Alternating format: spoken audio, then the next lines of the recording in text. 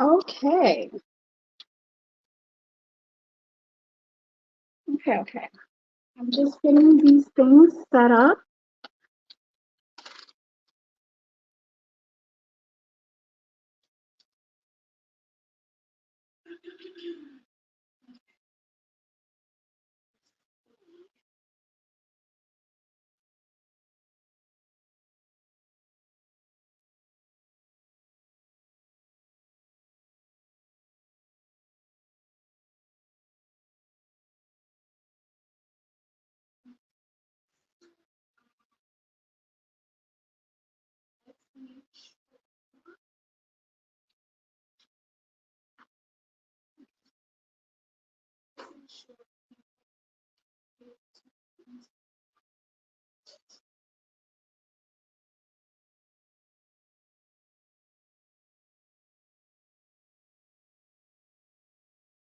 Okay.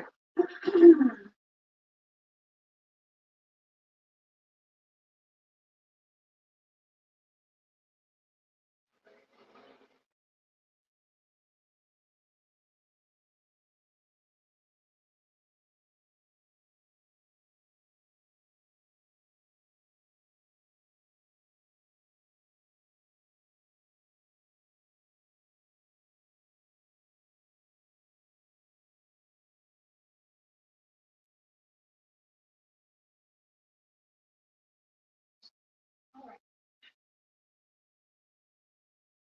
Good afternoon. Good afternoon. Welcome. Well, good morning for me. Good morning for me. It's 10 a.m. Eastern Standard Time. I'm not sure where you are, but good afternoon, good night, good evening for everyone who's coming in. I'm gonna make sure I'm in frame so you guys can see. Here. Okay, good. All right. So, welcome to Yanism class. Okay. So, what I'm doing is I am returning back to classes every week. This is our second semester. If you were here for the first semester, congratulations. So this is the second semester. So that means in this particular group of classes, or this next section of classes, will be a bit more advanced than the classes in the last semester, so last year. So again, if you are new here, my name is Goddess Akasha. If you have never heard of Yanism before, this is a great channel to just begin in understanding what Black Goddess consciousness is. Okay, so in this particular class today, we're going to be discussing sacred sexuality and goddess worship, temple worship, things of that nature. And I really want to dive into that because there's so much misconceptions, there's so much,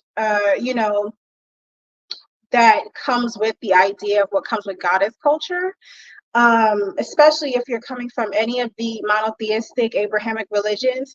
They have this ability to make everything outside of that doctrine seem completely evil, debauchery, malicious, taboo, disgusting, you know what I mean? So they know how to make everything just seem completely unorthodox. And it is, while goddess worship is an unorthodox tradition, I want to make sure we understand what it is we're doing, why we're doing it, the meaning behind it, and why it is actually more helpful and more meaningful than what we have come to learn. Okay, so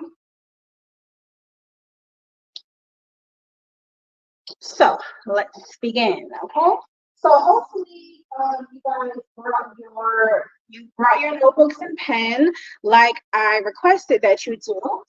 Okay, so I'm going to begin.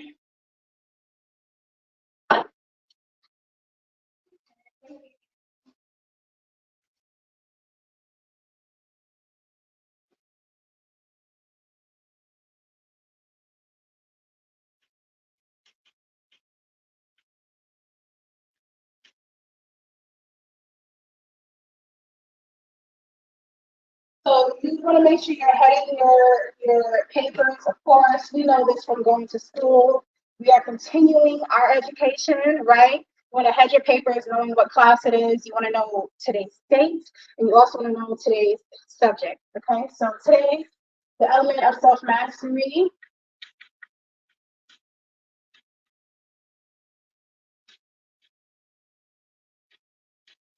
is gynolatry. Now, gynolatry is the art of worship or goddess worship. So we're going to be basically learning rituals, its meanings, and basically how it helps us with our enlightenment or spiritual development. Okay. So I'm going to be digging into history a little bit, but also expressing to you what yonic practices we actually practice. Okay. Especially all of you who are new, who are soon to be initiated into Yanism. So, um, before I begin anything, I just want to make sure that we understand that today's class is an adult class. Okay. It's an adult class. So anyone that is under 17, preteens, or whatever, you might want to accompany this particular class with an adult. Now, again, this is rated R, okay? So the following content of this class is adult related. We're going to be dealing with bodily functions and sexually suggestive content, okay? So get ready for that. I just want to make that disclaimer before I begin.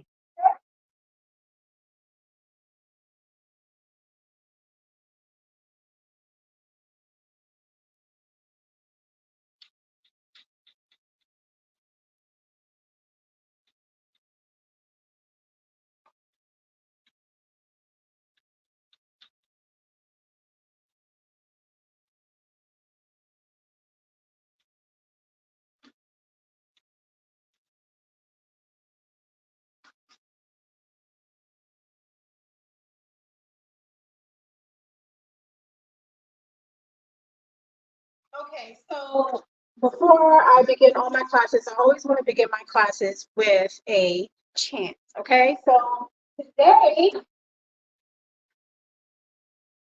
the reason why I begin my classes with a chant is because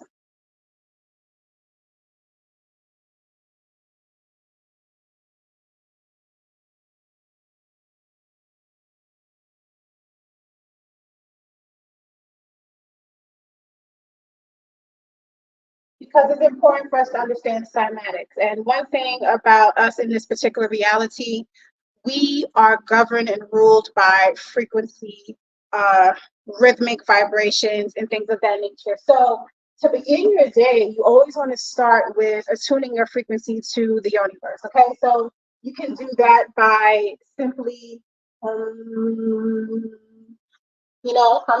or you can utilize or implement different chants for whichever energy you want to cultivate for that day.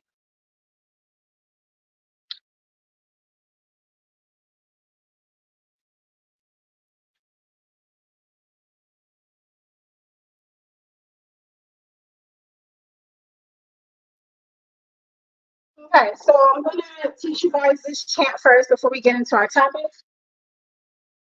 And before we get into our topic, what I want to do is I want to make sure you understand what it is that you're reading. So pronunciation is very, very important when we are dealing with chanting and we're trying to invoke the proper frequency and vibration within our bodies for healing or manifestation, or just attuning our vibration to what it is that we want to create, right? So when you see an A, it's the I sound, AH. When you see a Y with the two dots at the top, these two dots indicate that the letter is in the long vowel sound. So the Y would be pronounced as E, okay? The I is pronounced as I, okay? So I just want to make sure you guys understand that. So it's Kaliola Moris Shomani D Esia. Okay, now if you are on my Instagram, you have heard this chant already. We have put it into practice. So if you have not, I'm going to practice with you. And of course, when when you are implementing different chants, you want to make sure you are utilizing the mudras as well. So that means specific hand gestures that, again, points of acupuncture. What is it called? Certain points of pressure activate certain parts in your body. Okay, so each finger also represents a particular element. So you want to make sure that not only are you utilizing your voice or your natural instrument that you're born with, which is your vocal cords, or you're also using your hands, because the hands themselves are portals as well. So again, we have went over this in our first semester, but those of you who are new here, I'm just reiterating for you.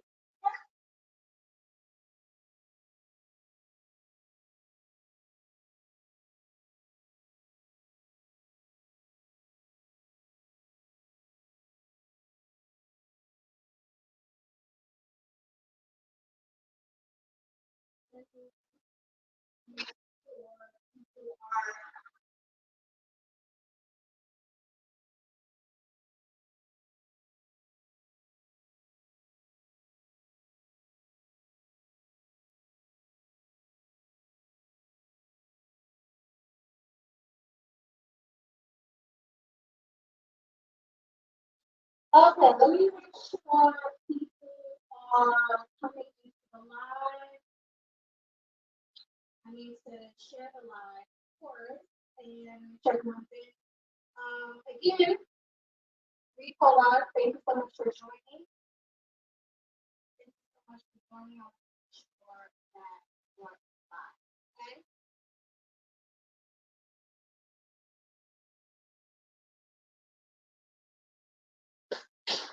Okay, so the mudra that we employ is the yoni mudra, so please don't mind that sheet is in my hand. It is super hot. So this is the mudra that we employ, okay? The pointer fingers are together, the thumbs are together to create a inverted triangle, which is symbolic of the womb. So this is the yoni mudra. It helps you dive deeper or go internalize within yourself, go into the chaos, okay? Helps you separate from this reality. So this is the mudra that we utilize. I usually place it in front of my actual womb. You can keep it in front of your pelvic area while you are chanting, okay? So again, you can utilize this chant and you can chant it within 9 times or 108 times. Now, I'm not going to do 108 today with you guys because that usually takes about an hour. Now, I will do a few just so you guys can understand how it sounds and how you should be saying it, okay? Kaliolai Mordis Shomanim the Essia. Kaliolai Mordis Shomanim the Essia.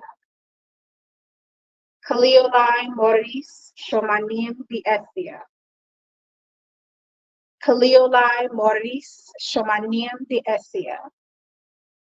Okay, so you can practice this on your own. But I don't want to take up too much time, and I want to make sure that this class isn't that long. Okay. So what I'm going to do is just express you sections. I almost forgot. So Kalila Mortis Shomanim the Essia basically means, let me break down the definition for you.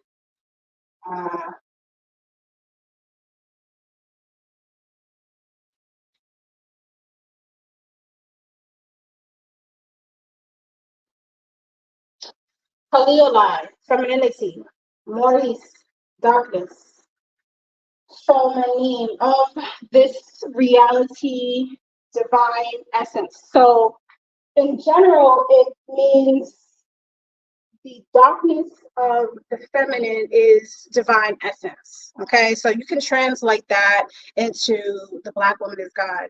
But again, as we're speaking in Yonic, there really is no such thing as race. So saying the Black woman when all women are Black in our ancient or golden era times doesn't really make any sense. So we understand that when it comes to what God is or how we describe what God is, this sentence is the most accurate. It basically lets you know that the darkness of femininity is divine essence. Okay.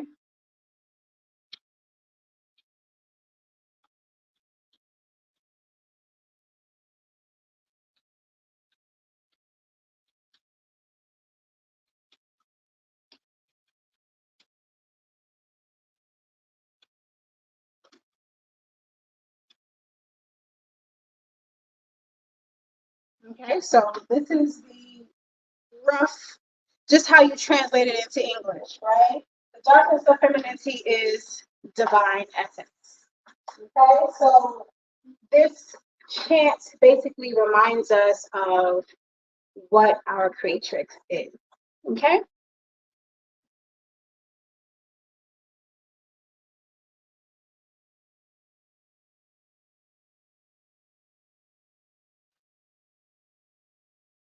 Okay, so what I'm going to do is I'm going to jump right into the topic.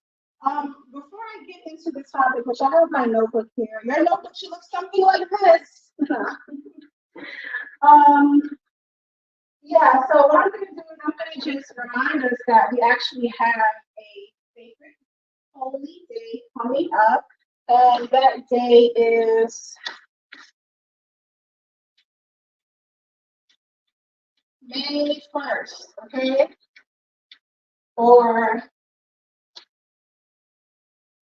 May Day, or Beltane, or Floralia, whatever you want to call it, okay? This is one of the witches' sabbats, or is what you would call it. Again, when it comes to holidays or holy days, what we celebrate in goddess culture is more about celebrating the cycles of nature. So May Day is actually a midpoint between the spring equinox and the summer equinox, okay?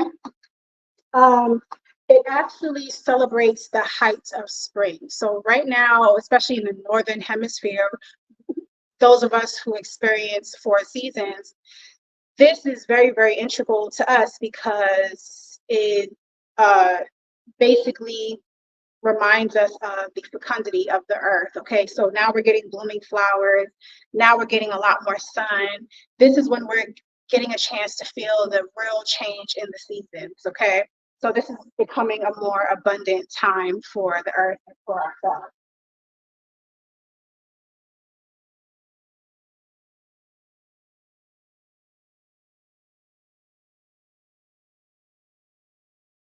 So during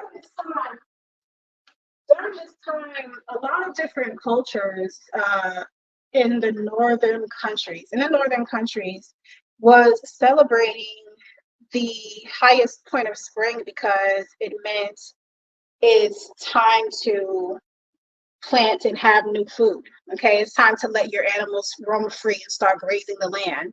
Okay, so again, this has a lot to do with agrarian countries where they dealt heavily in crops. Okay, so again, we had a lot of fertility festivals to remind us of uh, just fertility, right? So this has a lot to do with goddess worship. So it depends on which country you hail from or where your ancestors hail from, but almost every northern country that I know of had a particular festival or ritual that dealt with fertility worship, and it was a correlation between agriculture and women and their fertility as well. So a lot of the festivals are symbolic reenactments of sexual union. Okay.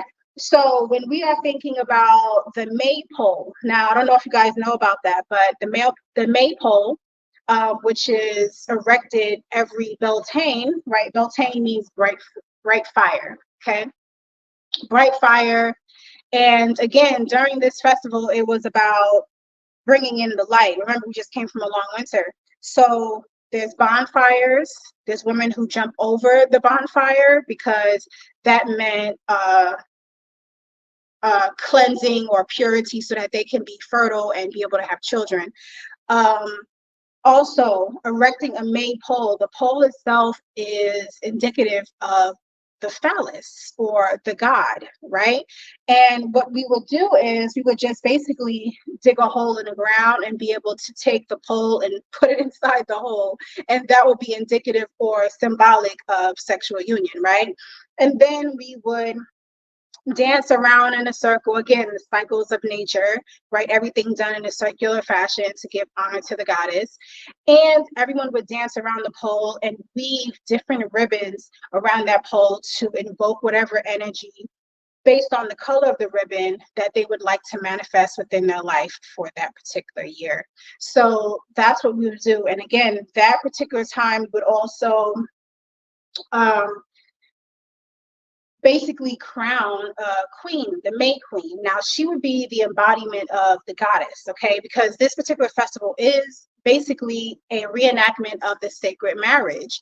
So it was uh, the tree god, and the flowers represented the goddess, okay? And whenever the tree blooms on, I mean, the flowers bloomed on the trees, that would mean that they were having a sacred union or the flowering or blossoming of the, you know what I'm saying? So again, that was what that was for. So during this tradition, we would make wreaths, gather wildflowers, bake cakes, you know, just symbolic again of fertility, because when you put sweet buns or anything with yeast in the oven, it rises. Remember, buns in the oven signifies pregnancy, right? So again, this is all a part of this particular tradition, which happens all around Easter, which is why Caribbean people still to this day eat Easter bun, which is again a sweet kind of bun with cheese. But that's a national dish in Jamaica, Easter bun and cheese, right? And it's actually a sweet type of yeast that's baked, okay? So we can see how this trickled down, and even how Christianity is influenced by pagan rituals, and how even if you try to come out of Christianity, you don't even realize that the more research you do and the more you meditate, the more you figure out what your ancient traditions are, you realize you're just doing a full circle. And a lot of the Christian practices that you were, you know, adopting was actually your original practices, because they just stole, usurped, and renamed and rebranded a lot of pagan rituals and called it something else, while they demonized your traditions, your original traditions, right? So again, I just wanted to let that be known, you know. So that's one thing, right? Now, what we practice here in Yanism is, again, a fertility ceremony that is done, again, either on the spring equinox or on May 1st, which is the height of spring or the midpoint between spring and summer. And this is done more as a group worship.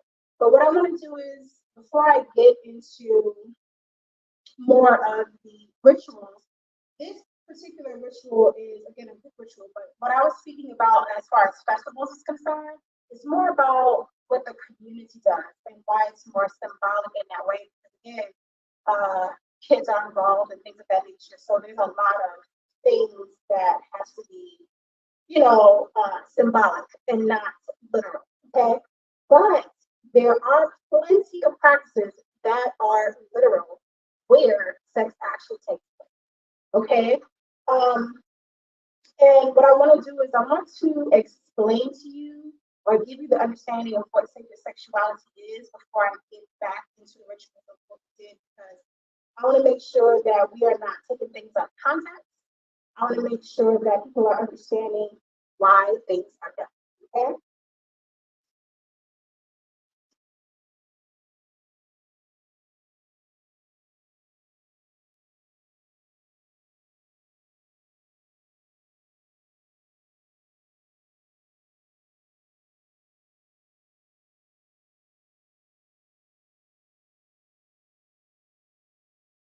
Oh, almost forgot, right? Almost forgot. Because I have my notes here, I almost forgot. So as we transition from Beltane into what the Christian has changed into, or Easter, even in Easter, there's, even though Easter a lot of times, right? A lot of times it can seem like a child's holiday, but it's really not, because what happens is, um, what happens is we have children in schools coloring eggs, right? And I apologize for the sound. Yeah. I apologize for the sound. But yeah, we have them in school painting eggs because it's fun. And then we have Easter bunnies or chocolate, things like that. Even understanding that chocolate is an aphrodisiac. That's number one. Number two, the reason why bunnies are a part of the symbolism is because that is really considered the May hare. Hares or rabbits, this is their mating season. And one thing about them is that this is also the reason why they are the mascot for the Energizer battery because they keep going and going. So I just find this all very, very interesting that when you look at these things, even when we have our children participating in these things, they're all participating in sex magic, okay? Sex magic rituals, even our children in symbolic ways, whether you want to admit it or not. And this is all because of goddess worship. Now, when you go into goddess culture, the reason why a lot of the Abrahamic or monotheistic people wanted to get rid of pagan or goddess culture is because they felt it was riddled with a lot of promiscuity or sex or deviant behavior or things of that nature. But the truth of the matter is, anyone who does not have the understanding of sexual alchemy will inherently look at it in a malicious way. They will not be able to understand it. So the whole revolution of being able to get people to stop practicing, their traditions and stop goddess worshiping, the whole reason why they want people to stop having sex is because sex in itself is a ritual that is goddess worship. That's just what it is. It has been bastardized, it has been demonized, it has been changed. Like the intention is not there anymore. Um, it has been used to where the feminine has been degraded. Yes, absolutely. But the act in itself is goddess worship. And what I am attempting to do today is get us back to our ancient knowing of how that is, why, and how we should be practicing it moving forward.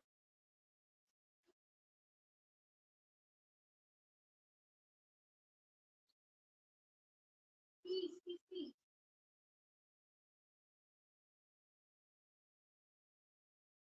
Hi, Gary.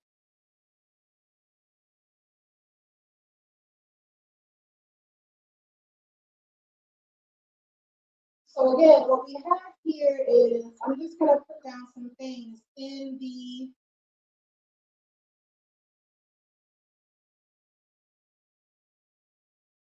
Celtic tradition. We have Beltane, okay, and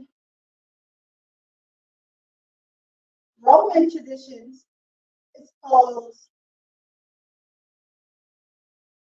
Floralia. And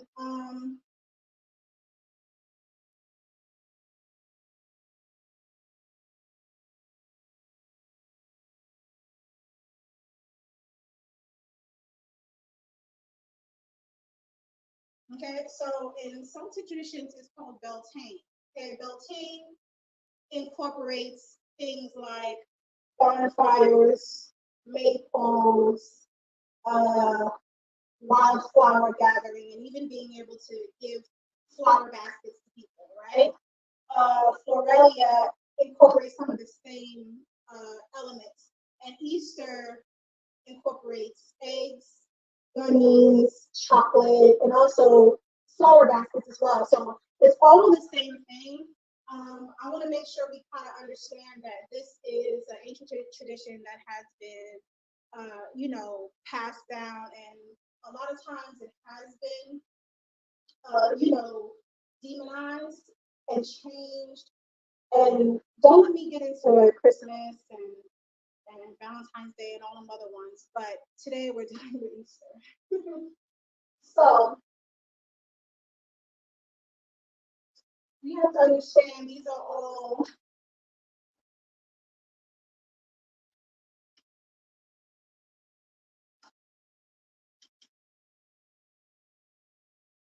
fertility rituals, okay?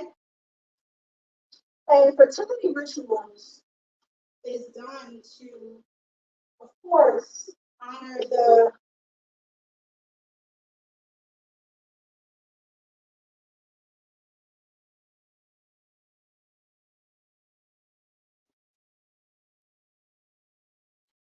the cycles of life,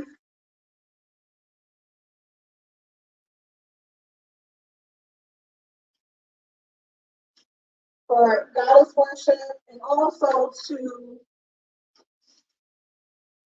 promote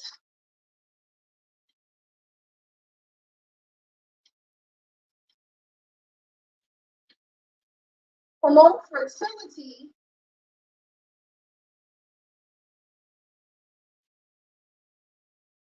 in the land and in humans. Okay, so this is the reason why fertility rituals are actually done.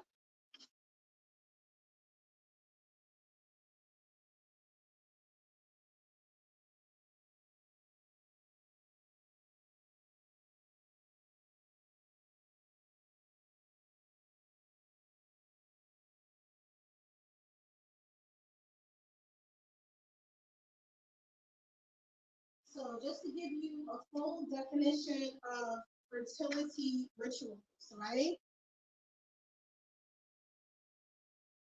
Fertility rituals are a form of sex magic, which makes sexual activity in a ritualistic religious form for spiritual means to raise the kundalini, um, and also to reach different levels of enlightenment. Sometimes it's done in symbolic form, and other times it's done in physical form. Okay, so far, what we have discussed is the symbolic form of fertility rituals. Okay,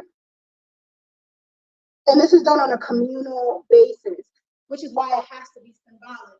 Now, a lot of times when it comes to certain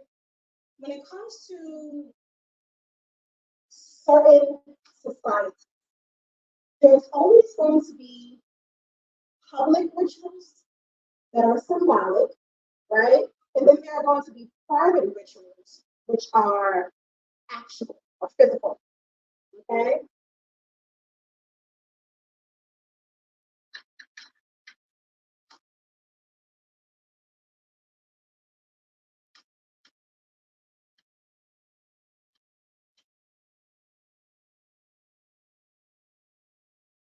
So remember that the public are usually going to be symbolic, okay? And private are going to be actual, okay? Now, understand that when we're speaking about left hand path or the right hand path, this is considered the right hand path, or things that are acceptable by mainstream society, right? That's the right hand path, or things which and where society will say, oh, that's okay, that's acceptable. We are totally on board with this because it does no harm to anyone. It's not anything wrong with that. Now, left hand path things are usually seen as evil or disgusting or unorthodox. And that's where we get the private rituals. Okay, so I'm going to discuss that with you. But before I do that, I'm going to go into what sacred sexuality is, and then we can get back into what those private rituals actually are. Okay, so I'm going to circle back. Make sure you guys are ready to move down.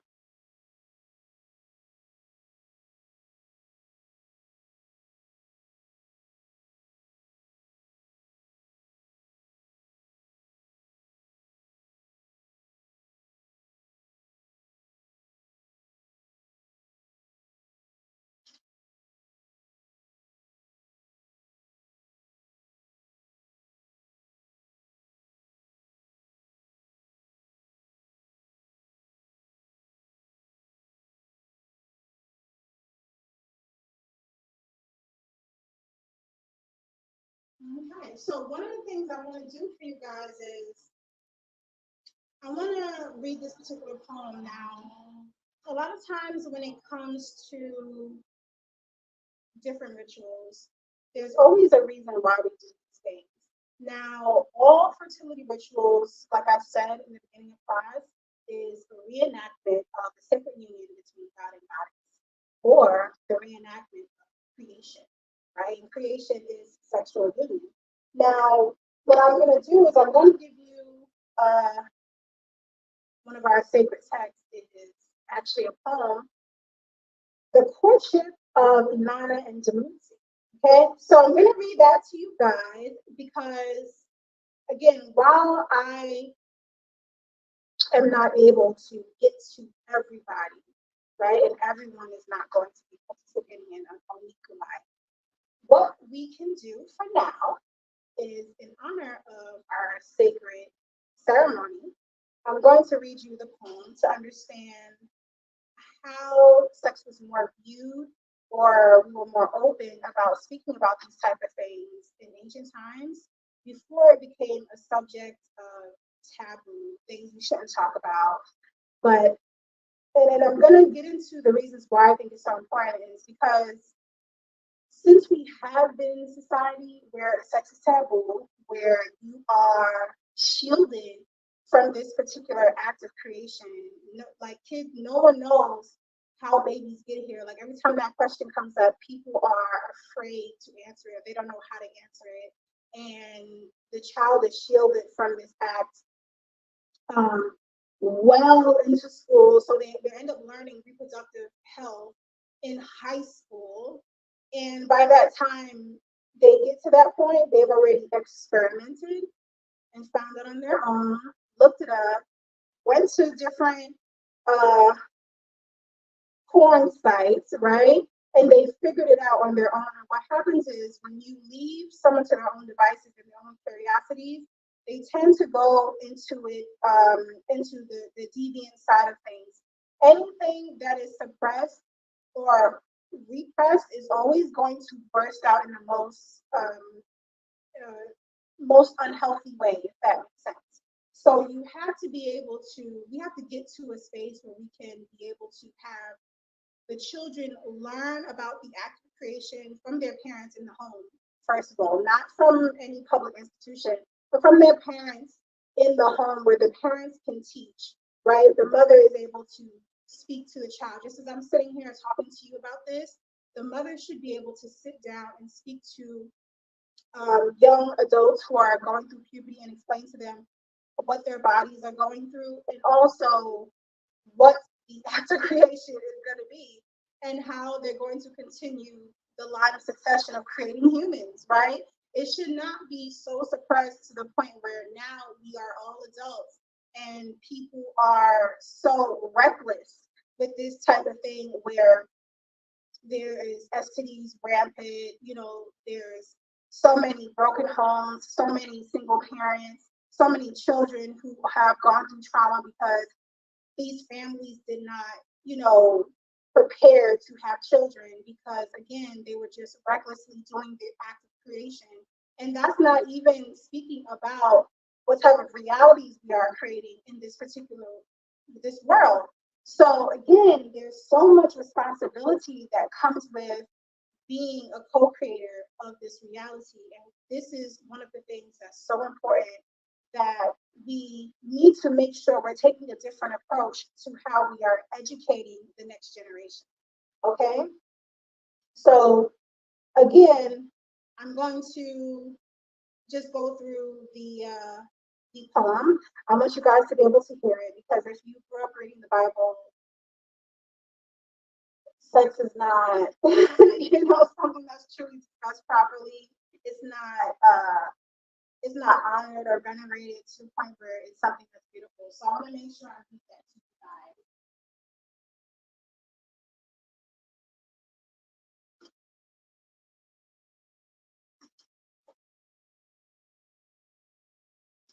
Oh, let me bring myself closer so you can hear me. Hopefully, can you see? Okay. So now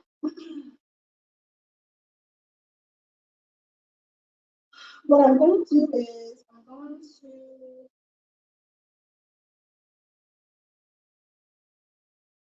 of course, I'm going to get the poem. If you've ever heard of the poem, go ahead and write in the comments and let me know if you have heard of the poem, The Courtship of Inanna and Denise.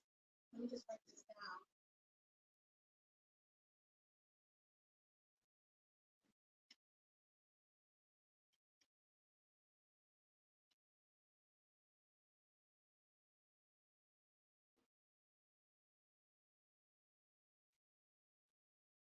Okay, The Courtship of Inanna and Denise. Let me know if you guys have heard this before. If you haven't, I will read it to you. And we're going to do this first, okay?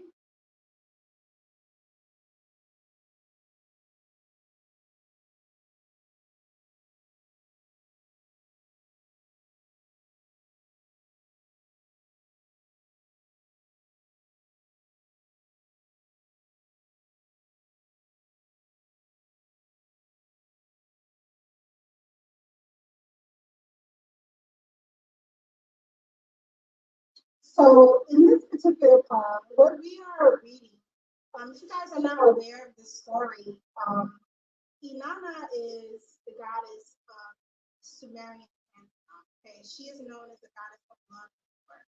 And what's so prominent about her is that she is known for having many husbands. But in this particular poem, it's more of her making a choice between farmer and the shepherd. Okay, and this just goes into their marriage. Okay, so I'm going to read it. So right now she's speaking with her brother. Okay,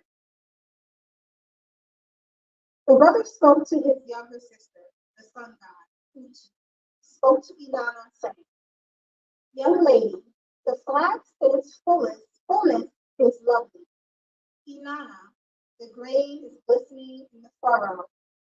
I will hoe it for you. I will bring it to you. A piece of linen, big or small, is always needed. Inanna, I will bring it to you. Brother, after you've brought me the flax, who will comb it for me? Sister, I will bring it to you combed. Utu, after you've brought it to me combed, who will spin it for me? Inanna, I will bring it to you spun. Brother, after you brought the flax to be spun, who will braid it for you? Sister, I will bring it to you braided. Utu, after you brought it to me braided, who will weave it for me? Sister, I will bring it to you woven. Utu, after you brought it to me woven, who will bleach it for me? Inanna, I will bring it to you bleached. Brother, after you brought my bridal sheet to me, who will go to bed with me? Utu, who will go to bed with me? Sister, your bridegroom will go to bed with me. He who was born from a fertile womb, he who was conceived on the sacred marriage throne, Dumuzi, the shepherd, he will go to bed with me. Inanna spoke. No, brother. The man of my heart works the hoe, the farmer. He is the man of my heart. He gathers the grain into great heaps. He brings the grain regularly into my storehouses. Utu spoke. Sister, marry the shepherd. Why are you unwilling? His cream is good. His milk is good. Whatever he touches shines brightly. Inanna, marry Dumuzi. You who adorn yourself with the gate necklace of fertility, why are you unwilling? Dumuzi will share his rich cream with you. You who are meant to be the king's protector, why are you unwilling? Inanna spoke. The shepherd. I will not marry the shepherd. His clothes are coarse. His wool is rough. I will marry the farmer. The farmer grows flax for my clothes. The farmer grows barley for my table. Delusion spoke. Why do you speak about the farmer? Why do you speak about him? If he gives you black flour, I will give you black wool. If he gives you white flour, I will give you white wool. If he gives you beer, I will give you sweet milk. If he gives you bread, I will give you honey cheese. I will give the farmer my leftover cream. I will give the farmer my leftover milk. Why do you speak about the farmer? What does he have more than I do? Inanna spoke. Shepherd, without my mother Nimble, you'd be driven away. Without my grandmother Ninkuba, you'd be driven into the seas. Without my father Nana, you'd have no roof. Without my brother Utu, Demuzi spoke. Inanna, do not start a quarrel. My father, Inki, is as good as your father Nana. My mother, Serta, is as good as your mother Nimble. My sister, Geshtinana, is as good as yours. Queen of the palace, let us talk it over. The word they have spoken was a word of desire. From the start of the quarrel came the lover's desire. The shepherd went to the royal house of Queen. Demuzi went to the royal house of Queen. Before the door, he called out, "Open the house, my lady, open the house." Inanna ran to Nimble, the mother who bore her. Nimble counseled her daughter, saying, "My child, the young man will be your father. My daughter, the young man will be your mother. He will treat you like a father. He will care for you like a mother. Open the house, my lady, open the house." Inanna, at her mother's command, bathed and anointed herself with scented oil. She covered her body with a royal white robe. She readied her dowry. She arranged her precious lapis beads around her neck. She took her seal in her hand. Demuzi waited expectantly. Inanna opened the door for him. Inside the house, she shone before him like the light of the moon. Demuzi looked at her joyously. He pressed his neck against her. He kissed her. Inanna spoke. What I tell you, let the singer weave into song. What I tell you, let it flow from ear to mouth. Let it pass from old to young. My vulva, the horn, the boat of heaven, is full of eagerness like the young moon. My until the land lies fallow. As for me, Inanna, who will plow my vulva? Who will plow my high fields? Who will plow my wet ground? As for me, the young woman, who will plow my vulva? Who will station the oxen? Who will plow my vulva? Demuzi replied, Great lady, the king will plow your vulva. I, Demuzi the king, will plow your vulva. Inanna, then plow my vulva, man of my heart, plow my vulva. As the king's lap stood the rising fever, plants grew high by their side, grains grew high by their side, gardens flourished luxuriant. Inanna said, He has sprouted, he has burdened, he is lettuce planted by the water. He is the one my womb loves best, my well-stocked garden of the plain, my barley growing high in its furrow, my apple tree which bears fruit up to its crown. He is lettuce planted by the water. My honeyman, sweetens me always. My Lord, the honeyman of the gods, he is the one my womb loves best. His hand is honey, his foot is honey. He sweetens me always. My eager impetus caresser of the navel, my caresser of the soft thighs. He is the one my womb loves best. He is lettuce planted by the water. Demuzi sang, O lady, your breast is your feet. Inanna, your breast is your feet. Your Broadfield pours out the plant. Your Broadfield pours out rain. Water flows from on high from your servant. Bread flows from on high from your servant. Pour it out for me, none. I will drink all you offer. Remember that. Inanna sang, make your milk sweet and thick, my bridegroom, my shepherd. I will drink your fresh milk. Wild, bold, and easy, make your milk sweet and thick. I will drink your fresh milk. Let the milk of the goat flow in my sheepfold. Fill my holy churn with honey cheese. Lord Demuzi, I will drink your fresh milk. My husband, I will guard my sheepfold for you. I will watch over your house of life, the storehouse, the shining, quivering place which delights. The house which decides the fate of the land, the house which gives the breath of life to the people. I, the queen of the palace, watch over your house. Demuzi spoke, my sister, I would go with you to my garden. Inanna, I would go with you to my garden. I would go with you to my orchard. I would go with you to my apple tree. There I would plant the sweet honey-covered seed. Inanna spoke. He brought me into his garden. My brother Demuzi brought me into his garden. I strolled with him among the standing trees. I stood with him among the fallen trees. By the apple tree I knelt as his proper.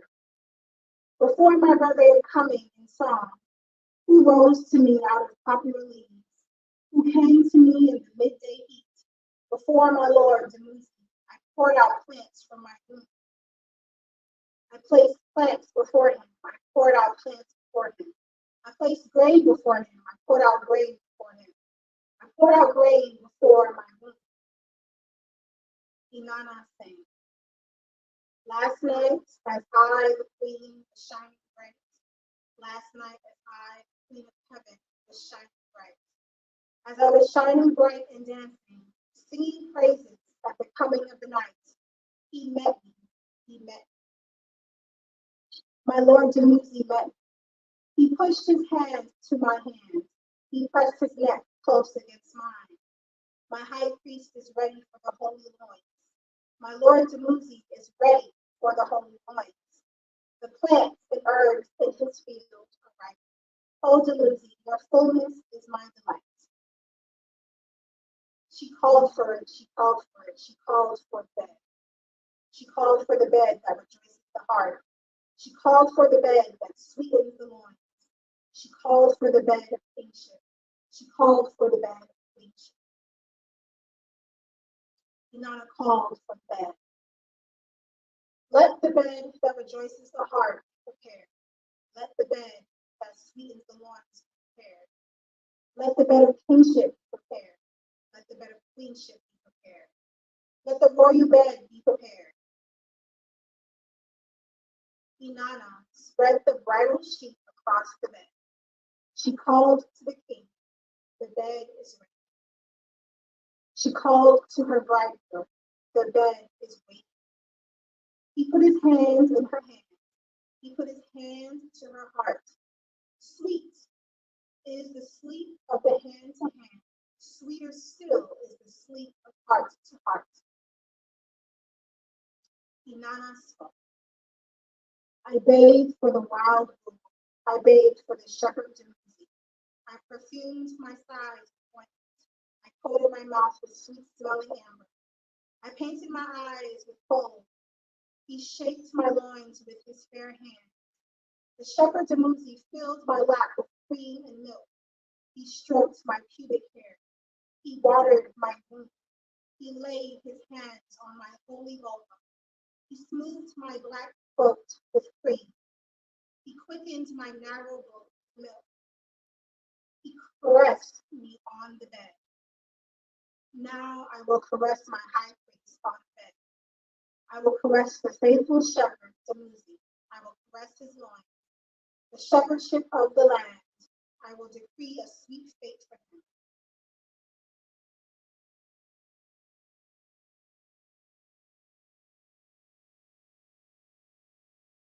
queen of heaven, the heroic woman, greater than her mother, who was presented the divine powers of faith. Inanna, the first daughter of the moon, decreed the fate of Dumuzi. In battle, I am your leader. In combat, I am your armor bearer. In the assembly, I am your advocate. On the campaign, I am your inspiration. You, the chosen shepherd of the holy shrine.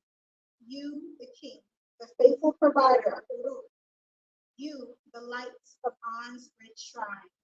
In all ways, you are fit to hold your head high on the lost days, to sit on the lapis lazuli throne, to cover your head with the holy crown, to wear long clothes on your body, to bind yourself with the garments of kingship, to carry the mace and sword, to guide straight the long bow and arrow,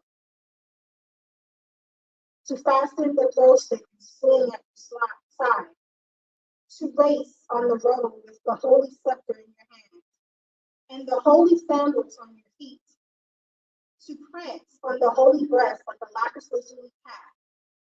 You, the sprinter, the chosen shepherd, in all ways you are fit. May your heart enjoy long days, that which An has determined for you. May it not be altered, that which Enlil has granted. May it not be changed. You are the favorite of Minho, and Nana holds dear.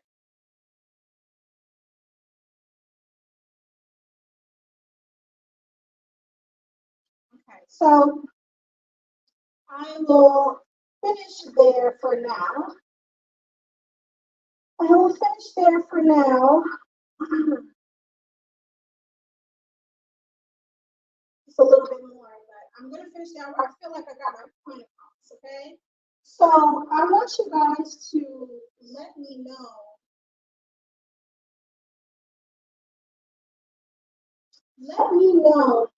what correlations you got from that poem, because the first half of the poem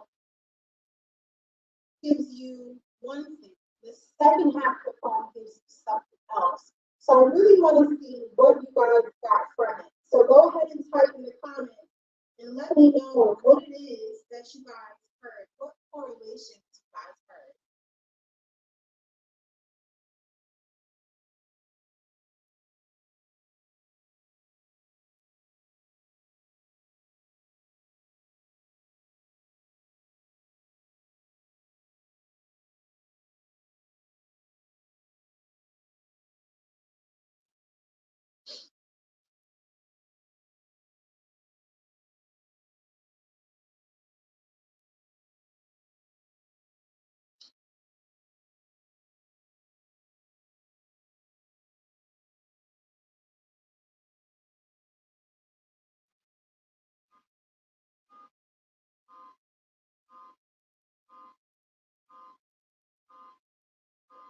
One thing I want to do is I want to thank you guys so much for staying, for paying attention, for being part of class for this poem.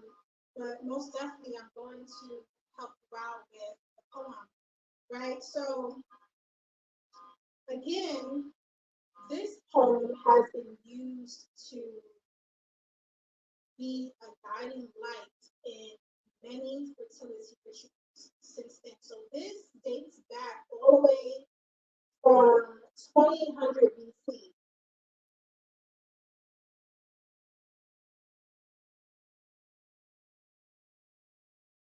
So again, before Christ, right, or before common era, as they say. So I want people to understand that, my spark is coming on.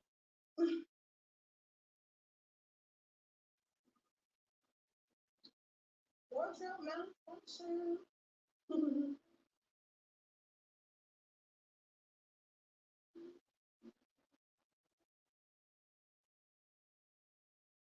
Yeah, so I want people to understand that this is actually a blueprint to what a fertility ritual is like. So in this poem, we heard a lot of sexual imagery, you understood there was a lot of metaphors as well. So when we heard the boat of heaven, she's referring to her lady. She's referring to her vulva. And when we're speaking about cream or Demosi providing his thick cream and smoothing, the boat of heaven, what we're talking about is him releasing his semen onto her vulva and smoothing her pubic hairs. Okay, so these are the things that we're hearing inside of the poem. Now, again, this is most definitely used for a lot of fertility rituals. And across different nations, the union of the god and goddess, the names of these particular figures actually change depending on culture, language, and the pantheon of whatever spiritual tradition they actually practice. But I want to get as old as possible, being that Sumer was one of the oldest civilizations that actually encouraged us to have mathematics, or it's the reason why we have our clock today, or our 12-hour, 60-minute type situation. We get all of that from the Sumerians, right? The civilization gave us a lot of our intellectualism. So I wanted to get back as far as I pretty much could and predate the Bible, the Quran, all of the monotheistic religions that kind of tell you how life should be and what we should be doing, blah, blah, blah, blah. So I wanted to go back as far as I can for that. Now, this is the oldest. A lot of times, what they would use is, again, the Hindus have their own people, Romans have their own people, the Greeks have their own people, different countries in Africa have their own people, but there is always a fertility goddess in which they are emulating and reenacting a sexual union so that they can promote fertility within either people in their family, people in the community, or for crops, agriculture, right? So this is always the reason, okay? So from here, this is the reason why in the beginning of the poem, the first half, we're getting a lot of correlations between crops in the field or lettuce or things of that nature, hearing a lot of different correlations between agriculture and sex. They're like one and the same. So while the poem itself is a metaphor, the entire poem has nothing to do with crops or growing food at all, but it's used as a metaphor to symbolize what the poem is about. The whole poem is her and Demuzi going back and forth about whether she should take it better or not, if they should get married. And once they started quarreling is when they felt that attraction towards each other. And then in the poem, her reading is them enacting the sexual act. Okay? And then the second half of the poem is so important. And the reason why I say it's so important is because, and I'm gonna bring this down a little bit so you can see me. And the reason why I say that, the second half of the poem is so important is because it's actually, okay, can you see me? Okay, great. It actually,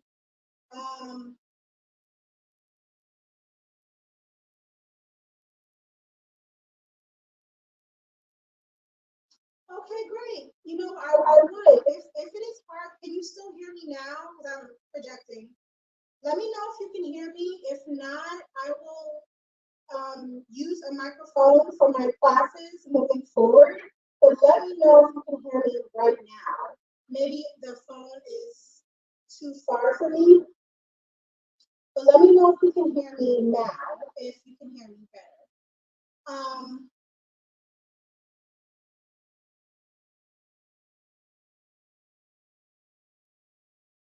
I will use a microphone moving forward.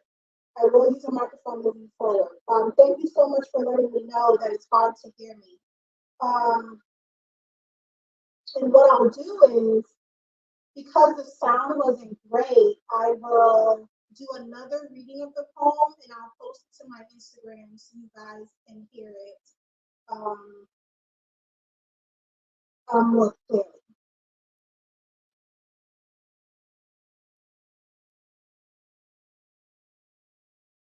But let me know if you can hear me better now.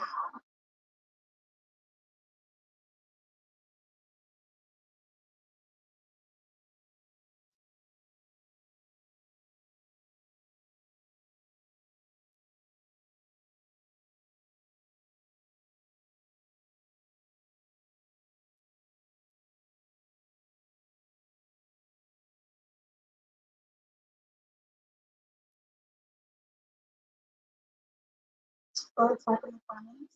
Let me know if you can hear me. I just need a thumbs up. It's good. Yes. Okay. Great. Thank you. The second half of the poem, so important. Okay. I know you probably missed a little bit, but notice how the poem transitions from agriculture and sex to the making of the bed, the calling into the bed, but the making of the bed is now being metaphorically correlated with royalty or kingship. Now it is the bed sheets of kingship and queenship. What we are hearing in the poem is Dumuzi receiving his crown. Okay, he's receiving his symbolic crown. So now he is a king. Before he was a shepherd. You have to remember, when she was choosing a husband, she wasn't choosing between kings. She was choosing between a farmer and a shepherd. But as soon as she goes to bed with him, now all of a sudden he is a king, or he is now being crowned. Okay. Inside the poem, it says, I'm going to go back to it real quick.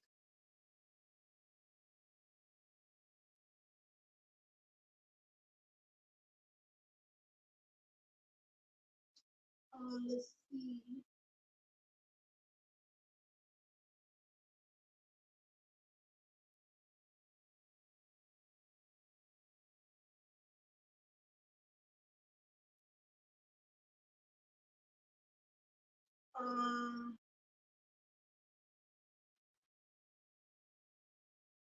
It says, my queen, here is the choice of your heart, the king, your beloved bridegroom. May he spend long days in the sweetness of your holy loins. Give him a favorable and glorious reign. Grant him the king's throne, firm in its foundations. Grant him the shepherd's staff of judgment. Grant him the enduring crown with the radiant and noble diadem. From where the sun rises to where the sun sets, from north to south, from the upper sea to the lower sea, from the land of the Haluku tree to the land of cedar. Let his shepherd's staff protect all of Sumer and Akkad. As the farmer, let him make the fields fertile. As the shepherd, let him make the sheepfolds multiply. Under his reign, let there be vegetation. Under his reign, let there be rich grain. In the marshland, may the fish and birds chatter. Blah, blah, blah, blah, blah, blah. And continue on and continue on. I just wanted to bring that to you to show you that this is all happening. Like, once a man goes to bed with the goddess Inanna, he now is endowed with the responsibility of kingship. He now, because she has always been the queen of heaven. She has always been the queen of the palace. So once she chooses a consort or a husband, he is now endowed with kingship. Okay? He is now endowed with kingship. So this is why in Yamanism we call the marriage ceremony the crown. Okay, the crown. So I'm gonna put that here. I need to get my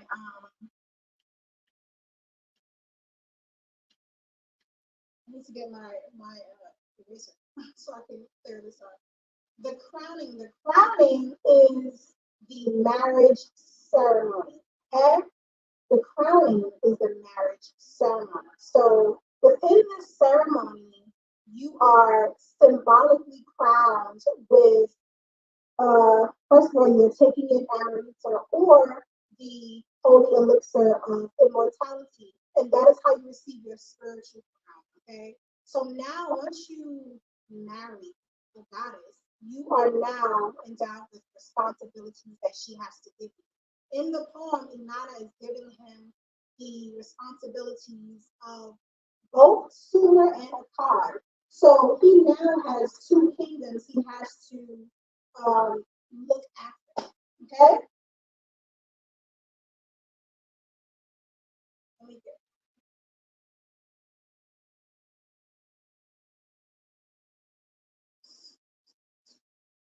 this.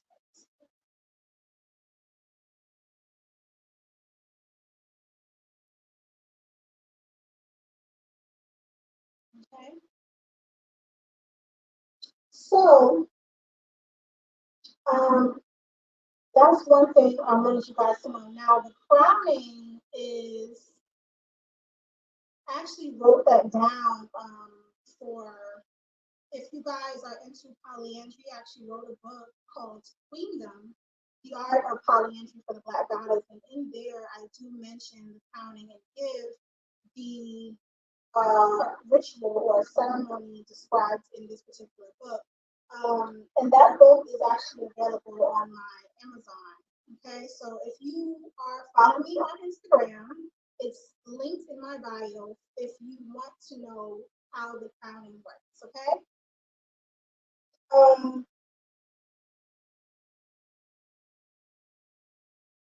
So next, I want people to understand that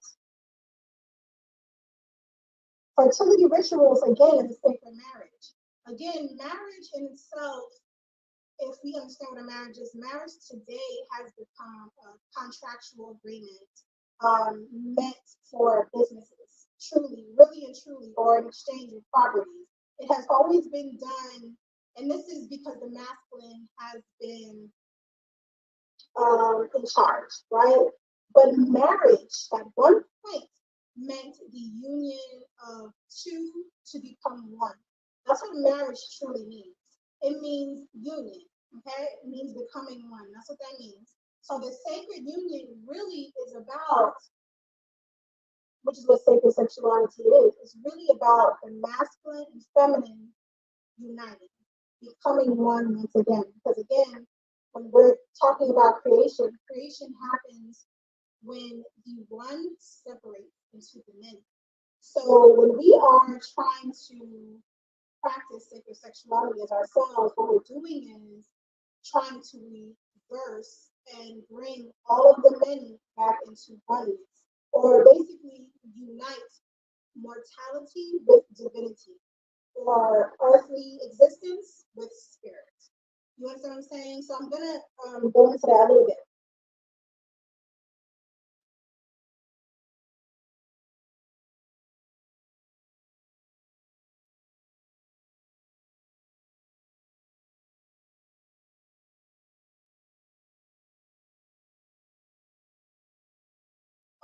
Okay.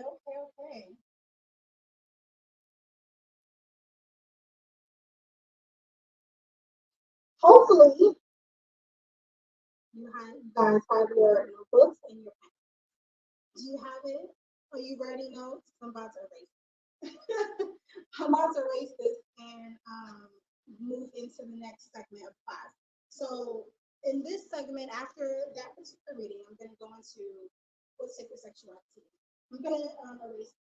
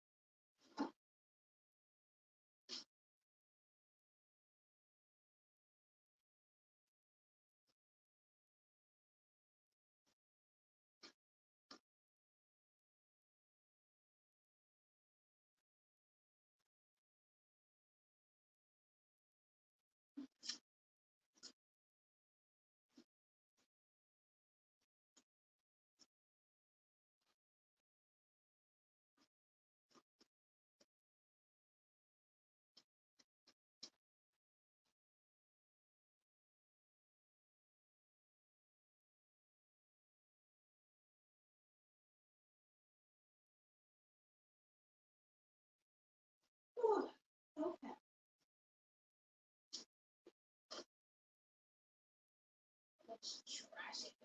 I lost my.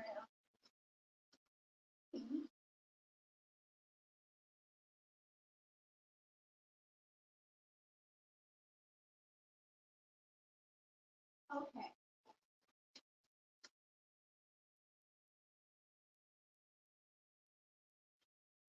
So the next part of this class is we're going to be understanding what the sacred union is. Okay.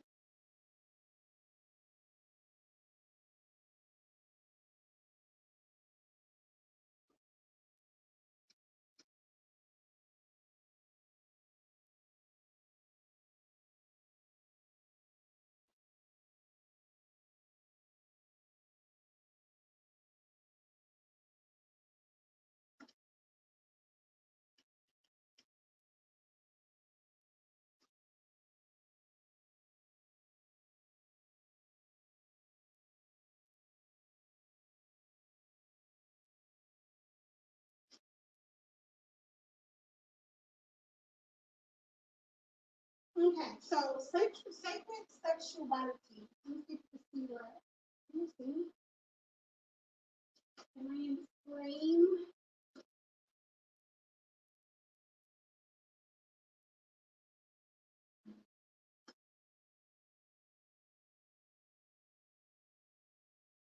Okay. Let's see. Great. All right. So sacred sexuality is less about who you're attracted to, and it's more about your union with the divine. Okay. So just look at it this way. Once you leave the false doctrines, once you walk away from mainstream understanding or the mainstream mindset, right? And you step into the understanding that the divine is a feminine entity, then you are entering into a sacred marriage. Because once you are committed to walk down that path of goddess worship, it is a never ending path. You are walking it until you are returning home. The point is to return home to her, to get back to the ultimate reality, which is the divine chaos, which is her. So there really is no leaving or coming into this, going into that. There's really no if, ands, or buts about it. Once you are walking this path, this is it. You are fully committed. There's a commitment. Okay.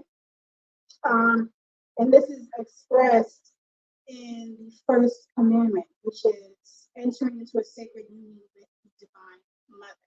Okay.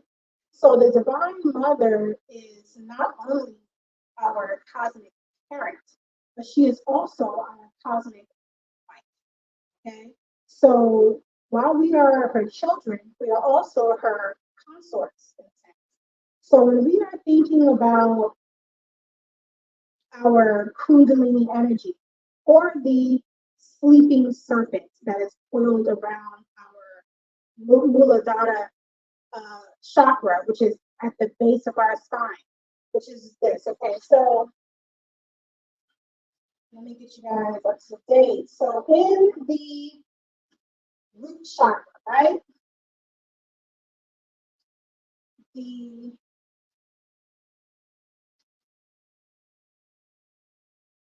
serpent energy. Okay, I want you guys to remember the serpent. Okay, so the serpent energy is oiled and located dormant in the root chakra. The root chakra is located at the base of the spine, near the perineum, okay? Which is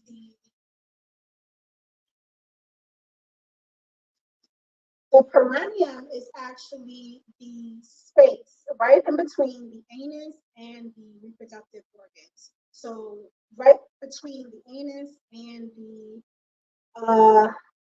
the scrotum, or the anus and the vaginal canal. Okay, are you getting what I'm saying here?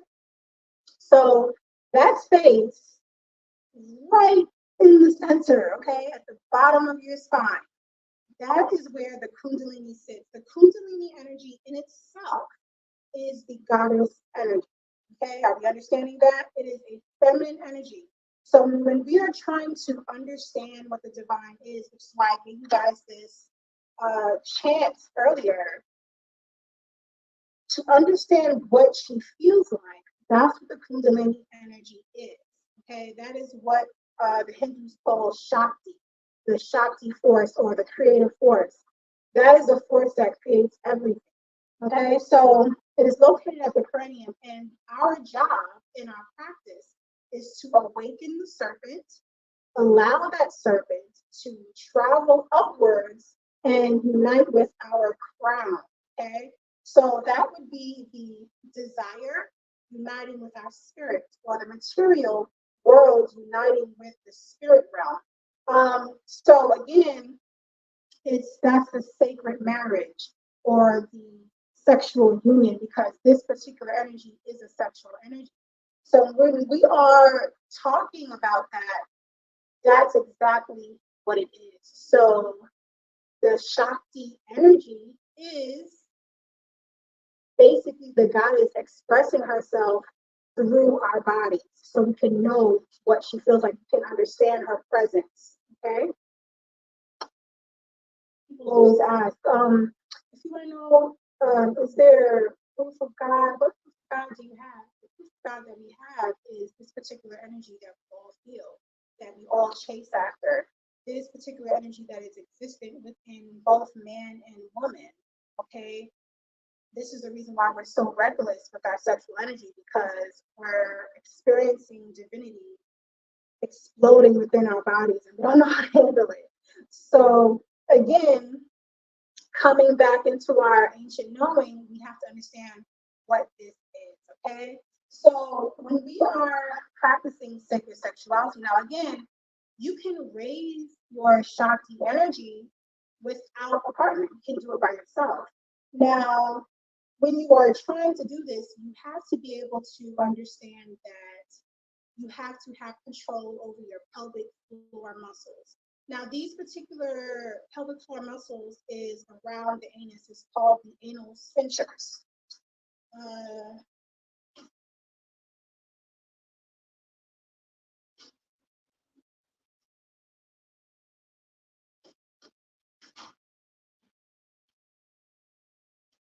The anal sphincter muscles. So the anal sphincter muscles is actually those muscles that reside around the anus, and they help you with contracting and releasing anything that wants to come out, right? Your bowel movements, things of that nature. But when women are doing Kegels, right, to help strengthen their inner vulvic muscles, they're also activating their anal sphincter muscles.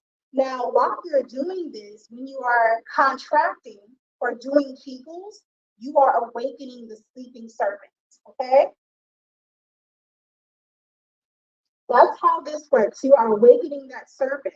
So through contractions, right, or exercising these muscles, you also want to apply rhythmic breathing. Okay, rhythmic breathing.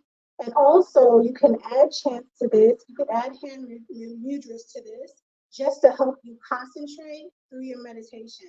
And while you're doing this, what you want to feel is, you want to be able to feel your desire rising, right? Your desire rising. You want to be able to feel your horniness, right? You want to be able to feel that pleasure rise from your groins, from that area. And you don't want to just expel it. You want it to rise up your chakras. So once it gets to your heart, if you are able to get here, it helps you with humility. It helps you with, different things. So it really just depends. If you're able to feel an orgasm in your heart, then that's where you've got to. If you're able to feel an orgasm in your third eye, that's where you got to. But you want to make sure that you are feeling every chakra activate as you are rising this energy to the point where it hits your crown and then your whole body goes through convulsions. Okay, so this is the practice of sacred sexuality alone by yourself without having anyone there to help you. And this is a meditative tantric practice. It's called sexual alchemy. Okay. And while you're doing this, this is the type of practice that you're doing to help you manifest whatever it is that you're trying to cultivate in your life, whether it's a new job, a spouse, just enlightenment in general. This is something that you can do to help you with cultivating your reality. Okay. So this is what sacred sexuality is. The issue now is this has been forgotten. This has been forgotten or pushed out. Of course, because a lot of the mystery schools of the goddess had to go underground because again, it was persecuted. Our traditions was persecuted, so we have to definitely go underground and keep things a lot more secret. But what has happened today is that we feel it down in the root chakra, we feel it in our sexual organs, and then we just bump and bump and bump until we expel it, and then we never get a chance to feel our whole body go through an orgasm. We never get a chance to utilize our sexual energy in a responsible and intentional manner. You know what I mean? So because we are not doing that, we have broken families. We have this reality where everyone is suffering. The earth is suffering. People are suffering. People are in power that should not be in power. And all of that is because we have forgotten our true traditions that we should be returning to right now. So if you are coming into Yanism, this is something that we're practicing, and we're just going back to our ancient ways. So I just wanted to make sure we understand how sex is supposed to be done. Okay, remember that if you are going into a sexual act, the sexual act itself is a ritual of goddess worship. You gotta understand everything that you feel, all the desire, all the pleasure, all the passion, the heat of the moment, the sweating, all of that that you're feeling is the goddess expressing herself through you. So you want to give honor and reverence to our creatrix, okay? Always.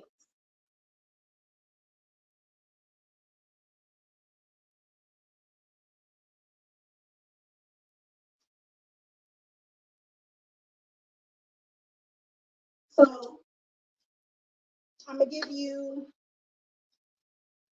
just for reference,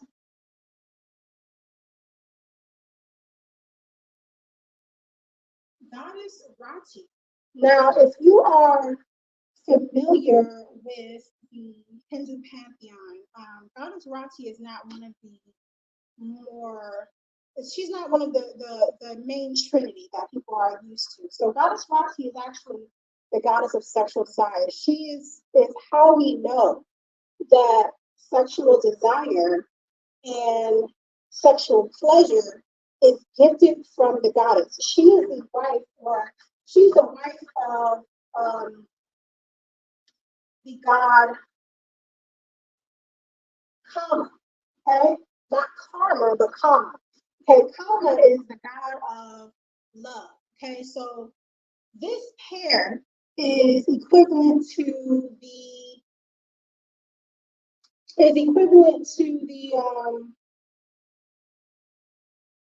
the Greek Aphrodite and Cupid, right? Because Kama has the bow and arrow to where if he shoots his arrows, people fall in love, right? So same thing with Cupid. If you don't know these particular people, that's their equivalent. Okay, so just in case we have some familiarity here.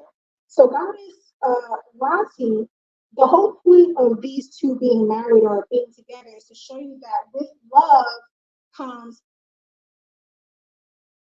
pleasure, desire, and passion. Okay, and that comes from uh, the feminine avatar. Okay, now The reason why I bring this up is because karma, being that it is considered desire or love, is actually one of the four principles in life. So one of the four principles in life is love. The other three is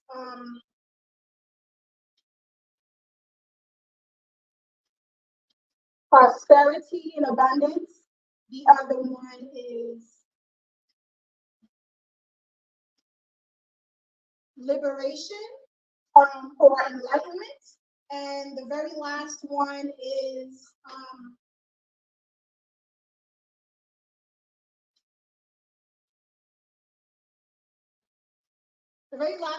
purpose. So through the feminine or through the woman, she's actually the means for you to achieve all of life's principles. So you have life's purpose or the understanding of cosmic order and what you're supposed to do in this reality. Through her, you understand what that is.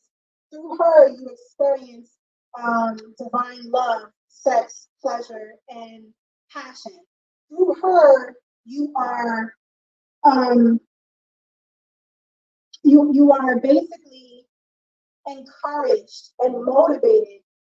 You receive ambition to be prosperous and abundant. You get all of that through the woman, and also you receive your liberation from her because she is your spiritual head. You understand what I'm saying? So because through all of that, this is why this is the sixth commandment. If you don't know,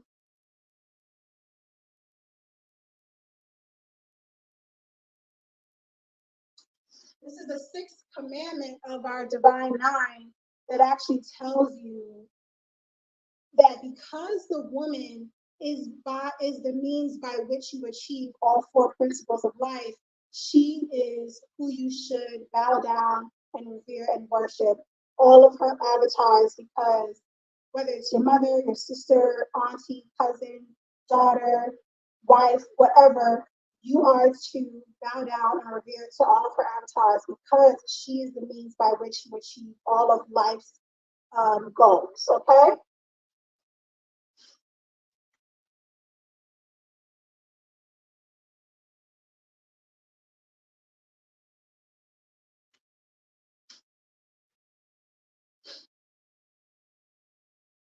And I want to come back to Goddess Rati here because, and this is the reason why I wanted to, if I could, in the coming classes, what I'll do is I'll work more with YouTube and learning how to utilize the platform so I can be able to share images with you. Because I want to be able to show you what Goddess Rati looks like. And also the next one, um,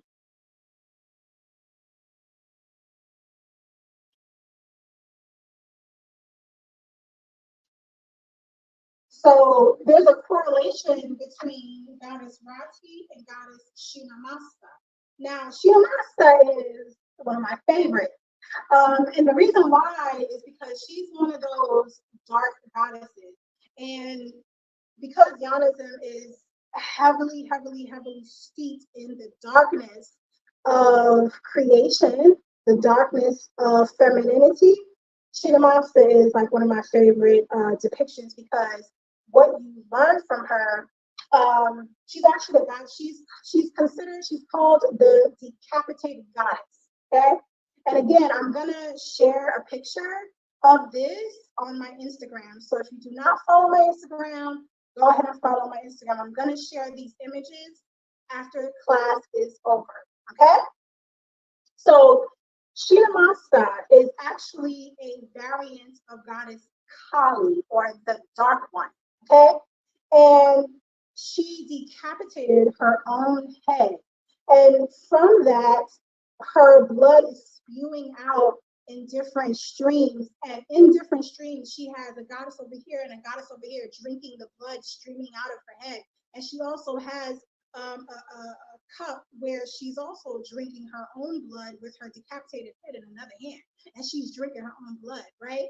And she's also stepping on a copulating couple, and the couple that she's standing on, who's getting busy, are these two people, okay? So she's standing on Roxy and Kama while they're getting busy, and you can see it in the picture because he is inserted in the vagina. Okay, so this, as you can sound very excited, but this symbolizes just the fact that she's decapitated, right? She's decapitated, which would symbolize death. But because her blood is nourishing the goddesses next to her and herself, it symbolizes the cycle of life and death together. And it actually teaches us that there is no such thing as death, because from death we get life, we get nutrition, right? So we see this in nature when one animal eats another, or when a tree dies, life grows upon it again. So this again is indicative of the phoenix, right? You know, the famous bird that rises from its own ashes. So again, Shinamasa is representative of the cycle of life and death, and she's standing upon a couple while they are having sex, because to show that that is the life, right? So she is standing on that. She represents sexual energy, right? She represents sexual energy, or the control of lustful desires, okay? So she is the embodiment of Kundalini energy or Shakti energy while she stands on a couple that is doing what they're doing. So she is the embodiment of what that Shakti force is. So again, I'm gonna share a picture with you guys on my Instagram, okay? And then you guys get to see. I think show it again. I think I did, but I'm gonna share another one because I didn't give a complete description and understanding of it. So I'm gonna just do it again.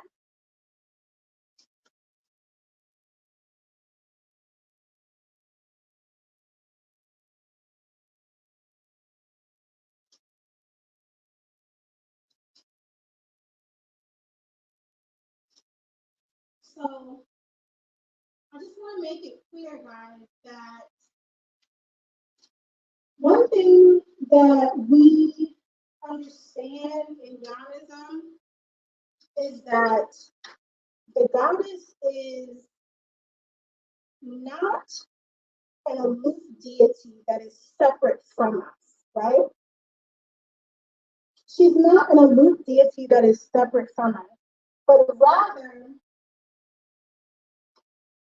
she is everything that we see, everything that we consume. So when it comes to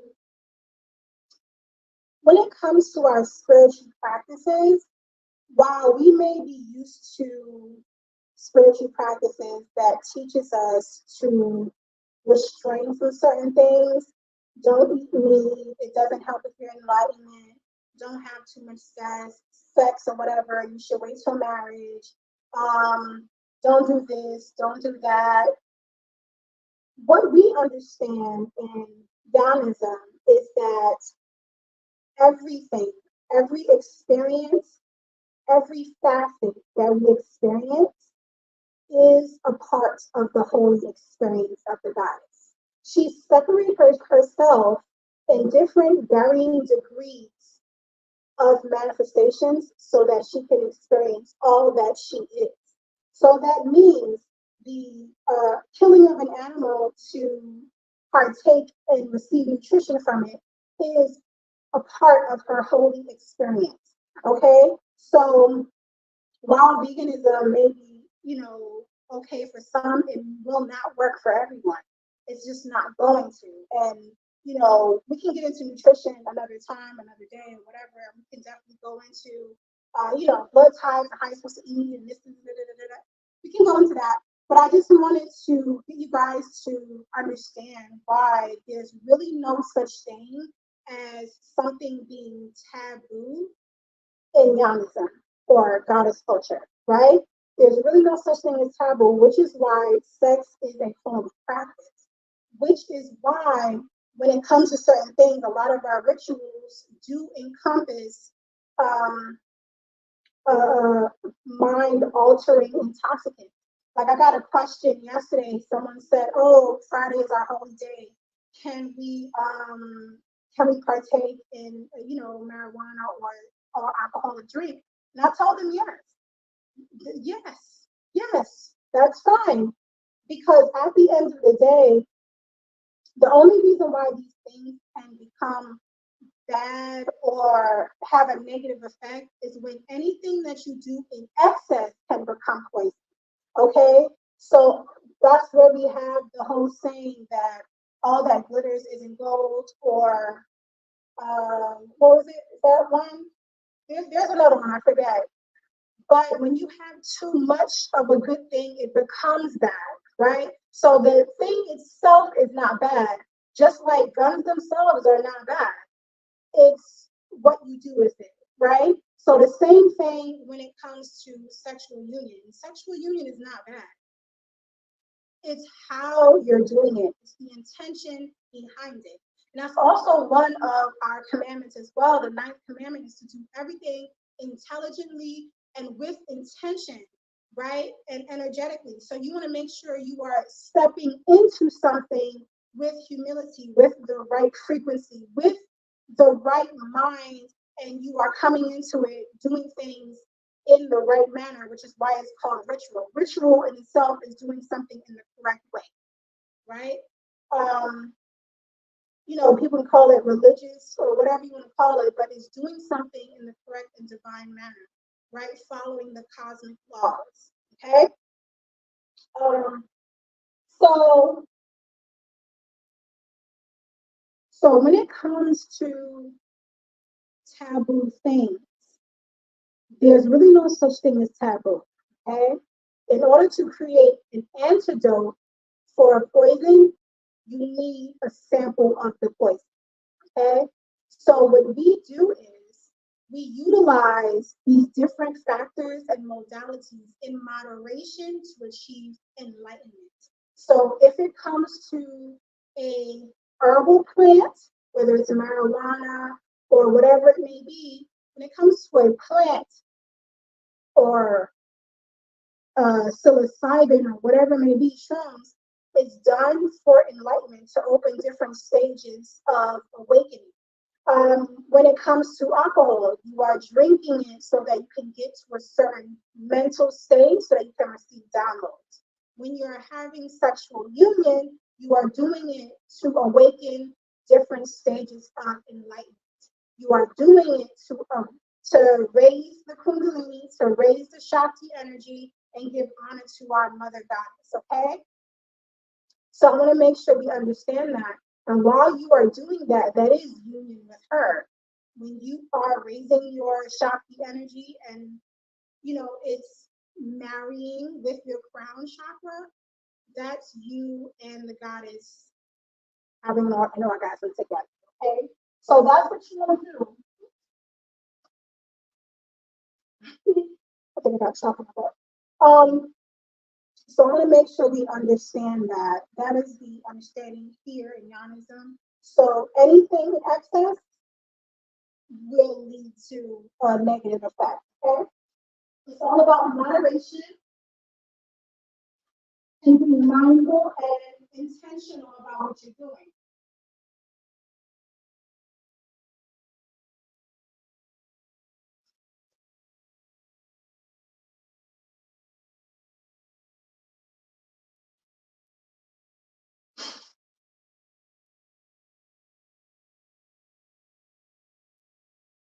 Okay.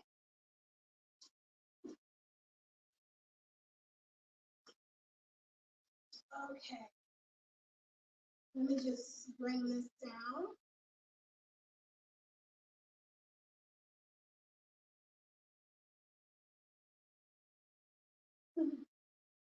Okay.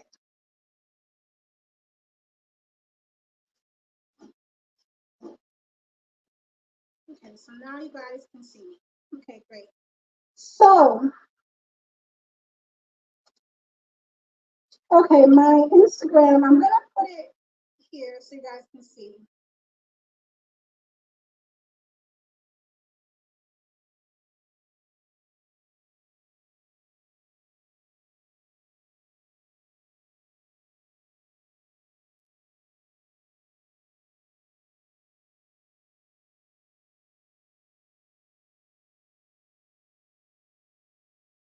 I usually put my Instagram inside the description of the video, but I'm gonna put it here now so that you can see it.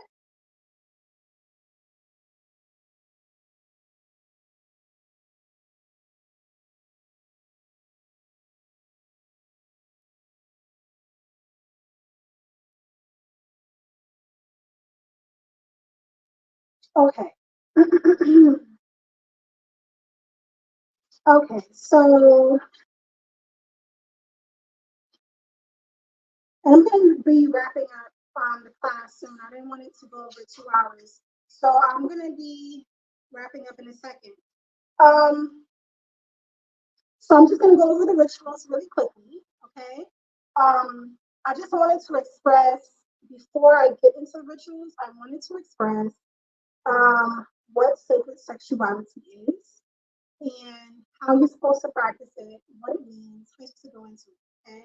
So no more going into sexual union with somebody, just trying to use their body to masturbate, just so you can release whatever. No, don't do that. Do not dump all of your worries and things of that nature onto them. Make sure you are doing the work yourself. This is why a lot of times it's great to be single, because you want to make sure that you are practicing and healing yourself, doing all of your shadow work before you start being with somebody. Okay. You want to make sure as a worshiper, as a man, that you are fueling your goddess, because that's what it's really for. You're fueling your goddess when you are in sexual union with her, because she has a lot of responsibility. You know what I mean? She has a lot of responsibility where she is serving her family or the community. So you want to make sure that you are in service to her in return, so that she's fueled and she doesn't get drained and she's able to continue her work every single day. Okay? So this is how we reciprocate to each other. Okay? Okay, so rituals, ancient rituals. Okay, so before I describe our ritual, right? I mentioned it earlier. For Yanism, we have an annual sacred energy exchange ritual where we enter into a group session where the goddess is worshipped, but in a group setting. Okay, but I want to make sure that I go into the ancient practices just to show you guys that this is not nothing new. I didn't make it up. Okay, this is nothing I just made up because I'm just a little nasty. It's not me. Okay, this is this is an ancient practice that I am bringing back into fruition. Okay, because that's what Yanism is. Yanism is us re, you know, re-emerging and bringing back our ancient traditions of goddess worship. Okay, I didn't do this myself. Okay. So again, and ours is called Onikulai. And I'm gonna write this down for you guys. Oops, sorry. I'm gonna write this down so you know what it is. Onikulai. Um, oops.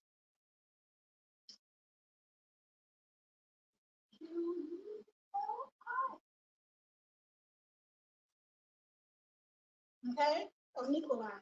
That is the yonic name for our fertility ritual that happens every year. Okay.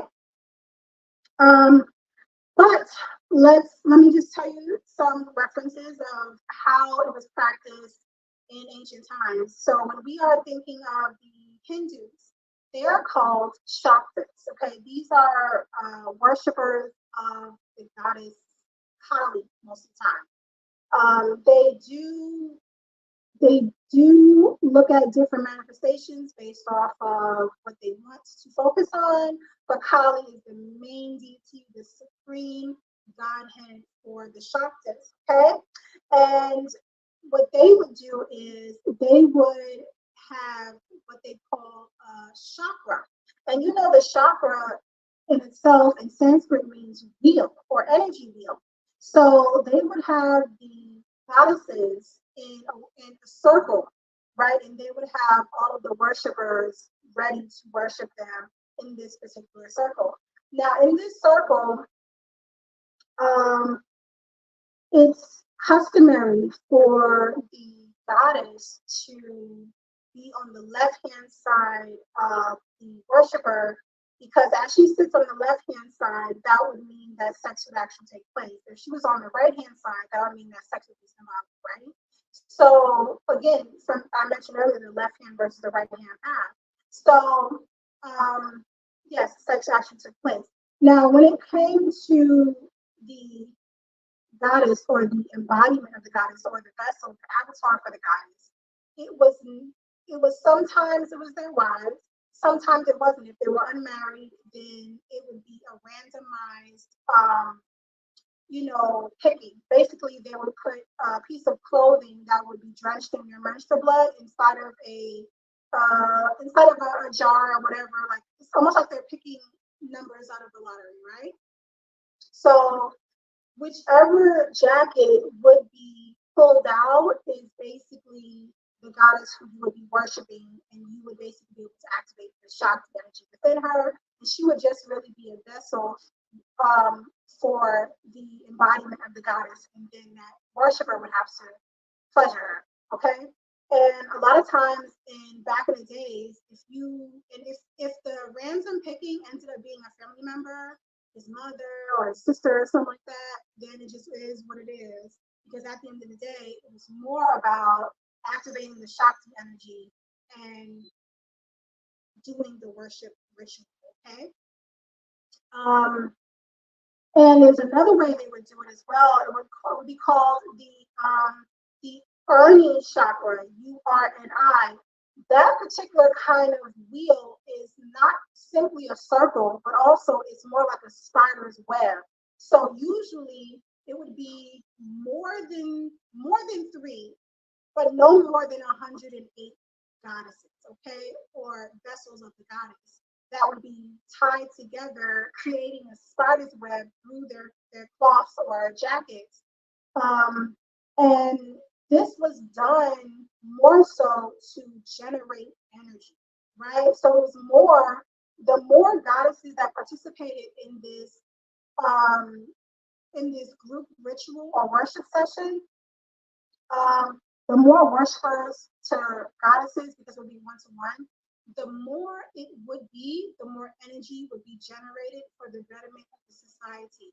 Now, they would do this so that way, and the goal for the worshiper is to make sure that she is stimulated so much so that she would have orgasm after orgasm after orgasm, back to back to back to back.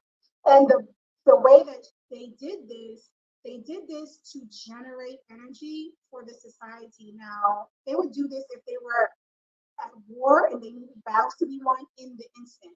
So again, it shows how we looked at sex back then and how we kind of treat it now. Okay? So that's the Indians now. And this is the reason why a lot of times